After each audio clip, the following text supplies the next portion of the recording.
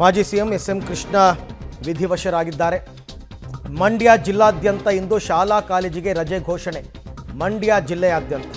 Okay, I think ಅಲ್ಲಿನ ಜಿಲ್ಲಾಡಳಿತ ತಗೊಂಡಿರ್ತಕ್ಕಂಥ ತೀರ್ಮಾನ ಇದು. ಬಟ್ ಅವರು ಮಾಜಿ ಮುಖ್ಯಮಂತ್ರಿಗಳು ಕೂಡ ಆಗಿರೋದ್ರಿಂದ ಸರ್ಕಾರ ಈ ಬಗ್ಗೆ ಒಂದು ತೀರ್ಮಾನ ತಗೊಳ್ಬೇಕಾಗುತ್ತೆ. ಮೂಲತಃ ಮಂಡ್ಯ ಜಿಲ್ಲೆಯ ಮದ್ದೂರಿನ ಸೋಮನಹಳ್ಳಿಯವರು. ಹಾಗಾಗಿ ತವರು ಜಿಲ್ಲೆ ಮಂಡ್ಯದಲ್ಲಿ ಶಾಲಾ ಕಾಲೇಜುಗಳಿಗೆ ಇವತ್ತು ರಜೆಯನ್ನು ಘೋಷಣೆ ಮಾಡಲಾಗಿದೆ. ಯಾಕೆಂದರೆ ಆ ಜಿಲ್ಲೆಯ ಒಂದು ಅಮೂಲ್ಯ ರತ್ನ ಇವತ್ತು ಕಣ್ಮರೆಯಾಗಿದೆ.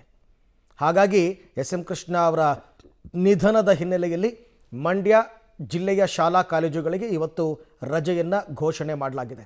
1958ರಲ್ಲಿ ಇವರು ಅಮೇರಿಕಾಗೆ ಹೋದಾಗಲೇ ಜಾನ್ ಎಫ್ ಕೆನಡಿ ಅಮೇರಿಕಾ ಅಧ್ಯಕ್ಷರಾಗಿದ್ದಂಥವ್ರು, ಅವರಿಂದ ಪ್ರಭಾವಿತರಾಗಿ ರಾಜಕೀಯಕ್ಕೆ ಬಂದೆ ಅಂತ ಹೇಳ್ಕೊಂಡಿದ್ದಾರೆ. ಅವರಿಂದ ಒಂದು ಮನ್ನಣೆ ಪತ್ರವನ್ನು ಕೂಡ ಪಡ್ಕೊಂಡು ಅವರು ವಾಪಸ್ ಭಾರತಕ್ಕೆ ಬರ್ತಾರೆ. ಬಂದ ನಂತರ ಅವರು ಸಕ್ರಿಯ ರಾಜಕಾರಣ, ಪ್ರಜಾ ಸೋಷಿಯಲಿಸ್ಟ್ ಪಾರ್ಟಿಯಿಂದ ಅವರು ರಾಜಕಾರಣಕ್ಕೆ ಧುಮುಕ್ತಕ್ಕಂಥದ್ದು. ಮೊದಲ ಚುನಾವಣೆಯಲ್ಲೇ ಮದ್ದೂರಿನಲ್ಲಿ ಗೆಲ್ತಾರೆ. ಅದು ಏನು, ನೆಹರೂರವರು ಬಂದು ಪ್ರಚಾರ ಮಾಡಿರ್ತಾರೆ, ಶಂಕರಪ್ಪ ಅಂತಂದ್ಬಿಟ್ಟು ಅವ್ರ ಪರವಾಗಿ ಅವರನ್ನು ಸೋಲಿಸಿ ಎಸ್.ಎಂ. ಕೃಷ್ಣ ಅವರು ಮೊದಲ ಬಾರಿಗೆ ವಿಧಾನಸಭೆಯನ್ನು ಪ್ರವೇಶ ಮಾಡ್ತಾರೆ. ಮತ್ತು ಬೆಂಗಳೂರನ್ನು ವಿಶ್ವ ದರ್ಜೆಗೆ ಏರಿಸಿದಂಥ ವ್ಯಕ್ತಿ ಯಾರಾದರೂ ಇದ್ದರೆ ಅದು ಎಸ್.ಎಂ. ಕೃಷ್ಣ ಅವರು.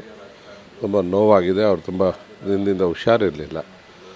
ಆ ಒಂದು ನೋವನ್ನು ತಡ್ಕೊಳ್ಳೋಂಥ ಶಕ್ತಿ ಆ ಕುಟುಂಬಕ್ಕೆ ಕೊಡಲಿ ಅಂತ ದೇವರಲ್ಲಿ ಪ್ರಾರ್ಥನೆ ಮಾಡ್ತಾನೆ. ಅವರು ಭಾರತೀಯ ಜನತಾ ಪಾರ್ಟಿಯನ್ನು ಸೇರಿದ ಮೇಲೆ ಮೋದಿಜಿಯವರ ಬಗ್ಗೆ ಇದ್ದಂಥ ಅವ್ರಿಗೆ ಒಂದು ಪಾಸಿಟಿವ್ ಒಲವು, ಅವರು ಮಾತಾಡ್ತಾ ಇದ್ದಂಥ ರೀತಿ, ಜನನೂ ಕೂಡ ಪ್ರಭಾವಿತರಾಗಿ ಅವರ ಮಾತುಗಳನ್ನು ಕೇಳ್ತಾ ಇದ್ದಂಥದ್ದನ್ನು ನಾವು ನೋಡಿದ್ದೇವೆ ಹತ್ತಿರದಿಂದ. ಅವರು ಎಸ್.ಎಂ. ಕೃಷ್ಣ ಅವರು BJP ಸೇರಿದಂಥ ಸಂದರ್ಭದಲ್ಲಿ ನಾನು ಕೂಡ ಅವತ್ತು ದೆಹಲಿಯಲ್ಲಿ ಅವರೊಟ್ಟಿಗಿದ್ದೆ. ನಿಜವಾಗ್ಲೂ ತುಂಬ ಒಬ್ಬ ಮಹಾನ್ ನಾಯಕ ಇವತ್ತು ಕರ್ನಾಟಕದಿಂದ ಅಗಲಿದ್ದಾರೆ.